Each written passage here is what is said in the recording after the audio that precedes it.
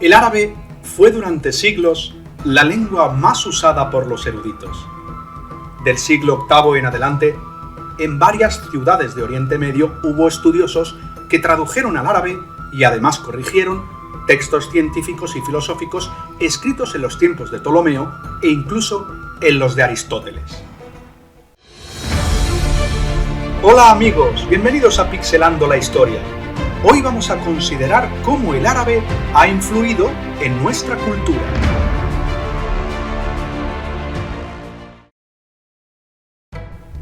Durante los siglos VII y VIII surgieron dos nuevos poderes en Oriente Medio. Por un lado, la dinastía de los omeyas y por el otro, la de los abasíes. Puesto que sus súbditos de Arabia, Asia Menor, Egipto, Palestina, Persia e Irak habían recibido influencias tanto de Grecia como de la India, los nuevos monarcas tuvieron acceso a un cuantioso legado de conocimientos. Los abasíes edificaron una nueva capital, Bagdad, que llegó a ser una auténtica ciudad cultural.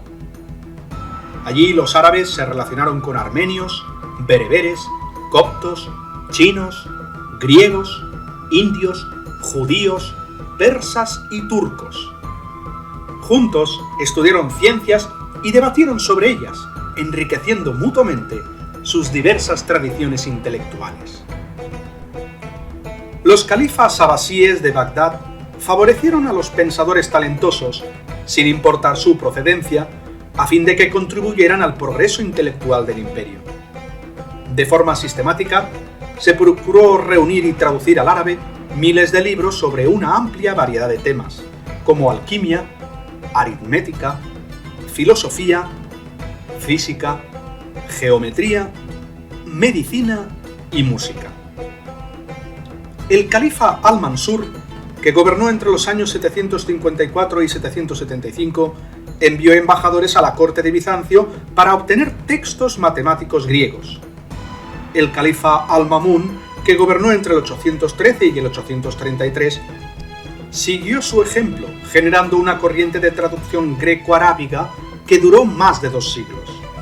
Como resultado, a finales del siglo X, casi todos los textos científicos y filosóficos griegos estaban disponibles en árabe.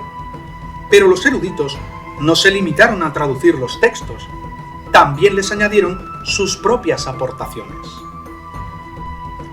¿Qué aportaciones dio el árabe a nuestra cultura? Muchos de aquellos traductores realizaron su labor con exactitud y extraordinaria rapidez. De ahí que algunos historiadores afirmen que estaban familiarizados con los temas que traducían. Lo que es más, varios eruditos utilizaron textos traducidos como origen para sus propias investigaciones. Por ejemplo, el médico y traductor Hunayn ibn Ishaq, quien vivió del año 808 al 873, un cristiano siríaco, contribuyó significativamente a entender cómo funciona la visión. Su obra, que incluía diagramas anatómicos exactos del ojo, se convirtió en la obra de consulta por excelencia en el campo de la oftalmología, tanto en el mundo árabe como en Europa.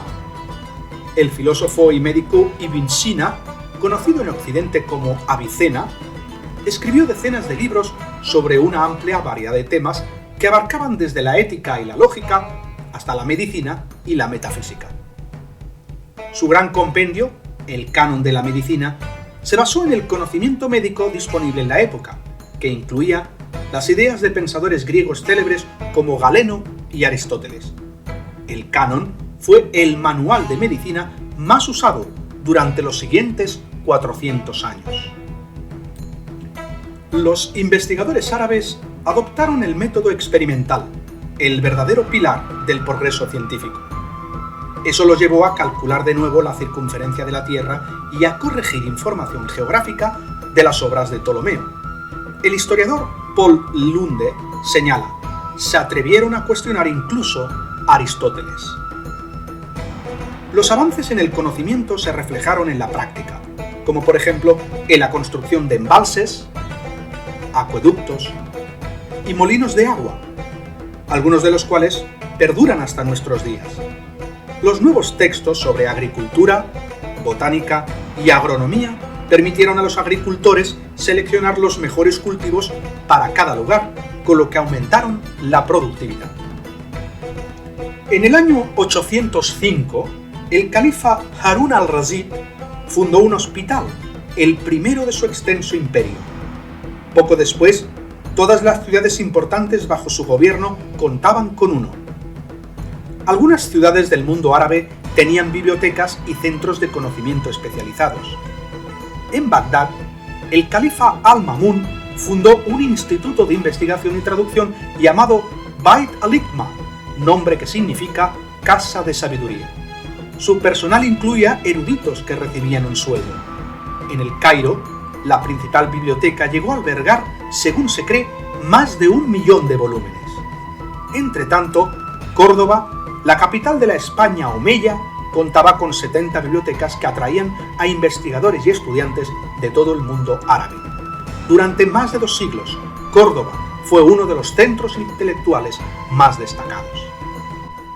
Abu Bakr Muhammad ibn Zakaria al-Razi, más conocido como Razi, nació en la antigua ciudad de Ray, hoy sería el barrio de las afueras de Teherán.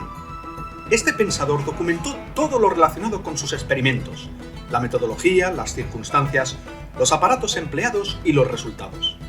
Además, recomendaba a todo facultativo que se mantuviera al día con los avances más recientes en su campo.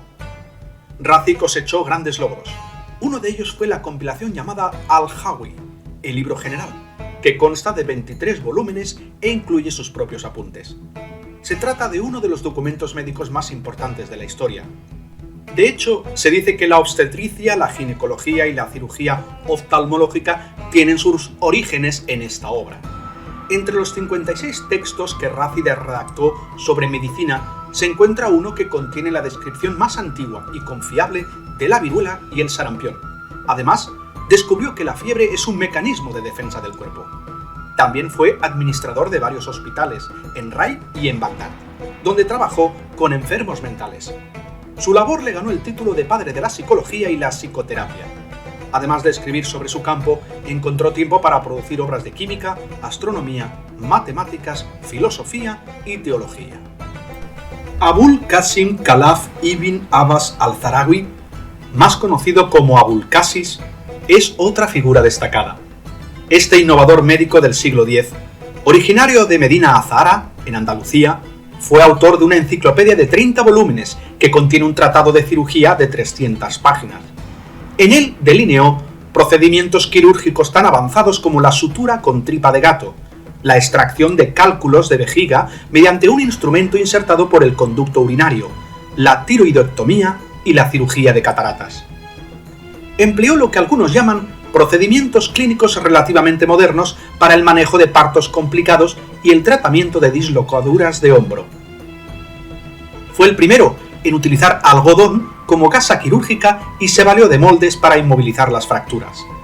También expuso en detalle técnicas odontológicas para efectuar reimplantes dentales, corregir dientes desalineados, fabricar prótesis y eliminar el sarro. Abul Qasis hizo algo que no se había hecho hasta ese momento. Incorporó en su tratado ilustraciones del instrumental quirúrgico de la época. Incluyó precisos dibujos de unos 200 instrumentos, así como pautas sobre cómo y cuándo emplearlos. Algunos de sus diseños apenas han sufrido cambios en el transcurso de un milenio. En Persia, las matemáticas griegas se mezclaron con las de la India, donde se había creado un sistema de escritura numérica, la notación posicional, basado en el uso del cero. En este sistema, los dígitos individuales asumen valores diferentes de acuerdo con su posición y con la colocación del símbolo del cero. Por ejemplo, el dígito 1 puede significar 1, 10, 100, etc., El historiador Paul Lunde indica que dicho sistema no solo simplificó todo tipo de cálculos, sino que posibilitó los avances del álgebra. Los estudiosos árabes también hicieron grandes progresos en geometría, trigonometría y navegación. De hecho, no podríamos conocer la actual numeración, posicionamiento ni la base del sistema numeral moderno si no llega a ser por el principal promotor de este sistema, como fue Muhammad ibn Musa al-Khwarizmi. A este hombre, nacido probablemente en lo que ahora es Uzbekistán, hacia el año 780, se le ha llamado el héroe de la matemática árabe. Al-Khwarizmi escribió sobre las ventajas del uso de los decimales y también dio a conocer un método para resolver problemas matemáticos. Explicó dicho método en su obra Kitab al-Ghabru wal-Muqabala, libro sobre el cálculo por reducción y nivelación. De la palabra árabe al-Ghabru, que aparece en el título de ese libro, se deriva la palabra álgebra en español. Ehsan Massoud, escritor de temas científicos, afirma que el álgebra es la herramienta matemática más importante que jamás se haya ideado, un pilar en todas las facetas de la ciencia. Siglos más tarde, algunos matemáticos occidentales, entre ellos Galileo y Fibonacci, agradecieron y alabaron la clara explicación de Al-Khwarizmi sobre el uso de las ecuaciones. El trabajo de este preparó el camino para un estudio más profundo del álgebra, la aritmética y la trigonometría. Y gracias a los avances en trigonometría, los matemáticos de Oriente Medio lograron calcular la medida de los lados y los ángulos de los triángulos y dar impulso a la astronomía. Los astrónomos griegos ya habían aprendido a calcular la medida de los lados y los ángulos de los triángulos. En la antigüedad, los musulmanes se valían de la trigonometría para saber hacia dónde estaba la ciudad de la Meca. Aún hoy, ellos oran en esa dirección y orientan hacia allí sus tumbas. Además, los carniceros musulmanes degüellan a los animales mirando hacia la Meca. Quienes tomaron como punto de partida la obra de Al-Khwarizmi desarrollaron nuevas formas de emplear las fracciones decimales y de calcular superficies y volúmenes. Los arquitectos y constructores de Oriente Próximo utilizaron estos métodos mucho antes que los de Occidente, quienes llegaron a saber de ellos durante las cruzadas y empezaron a ponerlos en práctica en sus respectivos países con la ayuda de presos e inmigrantes musulmanes instruidos en estas técnicas. Con el tiempo, las obras de Al-Khwarizmi se tradujeron al latín. Al matemático italiano Fibonacci, también conocido como Leonardo de Pisa, se le atribuye la divulgación de los números indoarábigos en Occidente. Supo de ellos en sus viajes por los países mediterráneos y posteriormente los explicó en su obra Liber Abaci, libro del ábaco. Pasaron varios siglos antes de que el trabajo de Al-Khwarizmi fuera extensamente conocido. Sin embargo, sus métodos y las técnicas matemáticas que se desarrollaron gracias a ellos son vitales en la ciencia y la tecnología de hoy, por no mencionar el comercio y la industria.